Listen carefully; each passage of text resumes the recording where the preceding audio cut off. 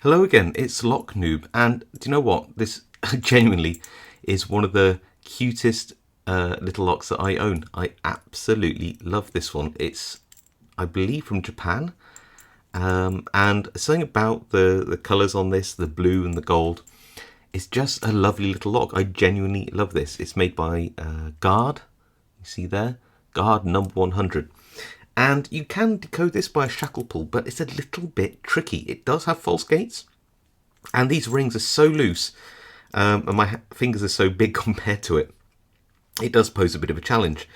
So how do we do it? Well, we first of all find the groove, and let's try to get them all into a slot. Start with 0. Like that. 0, 0, 0 is always a good place to start, isn't it? Let's get, and you can see how they like to move together, so it involves a little bit of fiddling. There we go. So 0, 0, 0, and we pull, and we test, and it seems like these are all in a position. There's a lot of movement, isn't there? You see this one moves, the bottom ring moves quite considerably, the middle ring a little bit less, the top one's solid though.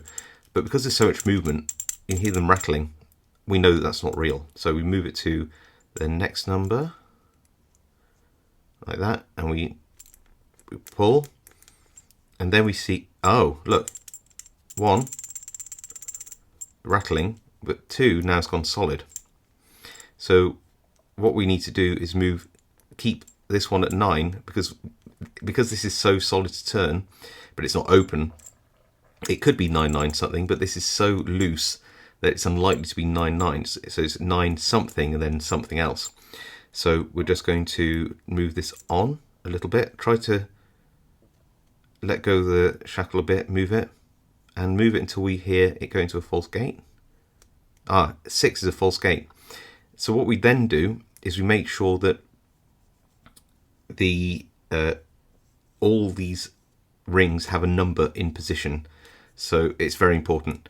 Now you've got 9, 6, but then it's not open, and even though this has now become a bit stiff, it's stiff because it's in a false gate, but we know it's not the right number, so we're going to have to go ahead and try again. So we're just going to move it on a bit more until we find the next false gate.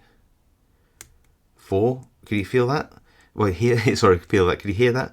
And again, it's I've got movement on this ring. It's a bit tight still because of the false gate, and that makes me more convinced that 9 is the right number because this isn't moving so much. So 9, 4. There we go.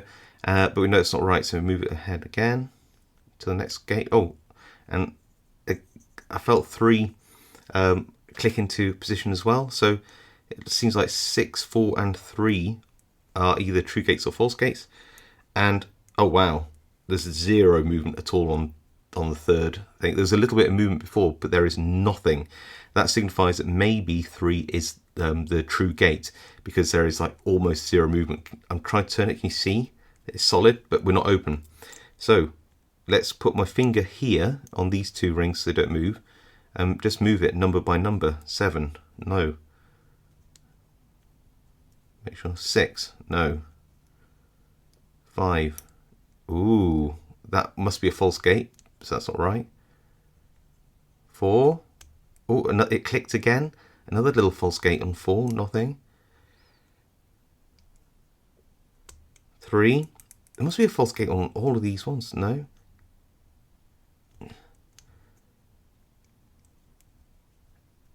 Nothing on 2. 1 little click, nothing. 0. There we go. Weirdly, my fingers are now aching. Not so much for the pulling of the shackle, but it's all so small and fiddly. But we got an open. Would you ever need to decode this? Well, if you wanted to get into a lock like this, you'd probably just pull the shackle apart with your fingers if you really wanted to. I don't think it's a very high security lock. However, you know, if you do want to destroy a lock like this, you forgot the code, that is a good way of decoding this lock. Anyway, I hope you enjoyed that. It's a beautiful little thing. I really love it, and I hope you did too. And I'll see you all next time.